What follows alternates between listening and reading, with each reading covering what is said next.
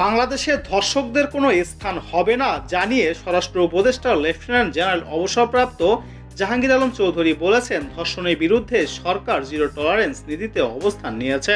আইন শৃঙ্খলা সংক্রান্ত কোর কমিটির সভা শেষে আইন মন্ত্রণালয়ের সভাকক্ষে তিনি এসব কথা বলেন।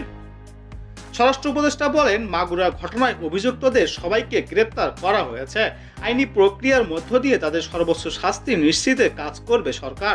তিনি বলেন, দেশের কোথাও নারীর প্রতি সহিংসতা বা ধর্ষণের মতো ঘটনা ঘটে তাদেরকে আইনের আওতায় এনে সর্বোচ্চ শাস্তি নিশ্চিত করা হবে। বিষয়ে বিন্দুমাত্র ছাড় দেওয়া হবে না। ধর্ষণ সহ নারী ও শিশু নির্যাতনের বিরুদ্ধে আমাদের অবস্থান অত্যন্ত স্পষ্ট জানিয়ে জাহাঙ্গীর আলম চৌধুরী বলেন, আইন শৃঙ্খলা রক্ষাকারী বাহিনীকে ধর্ষণ সহ সব ধরনের নারী ও শিশু নির্যাতনের বিরুদ্ধে কঠোর অবস্থান নেওয়ার নির্দেশ দেওয়া হয়েছে।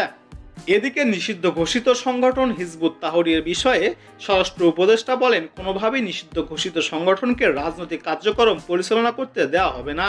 এ ব্যাপারে আইন শৃঙ্খলা বাহিনীর সবসময় তৎপর রয়েছে।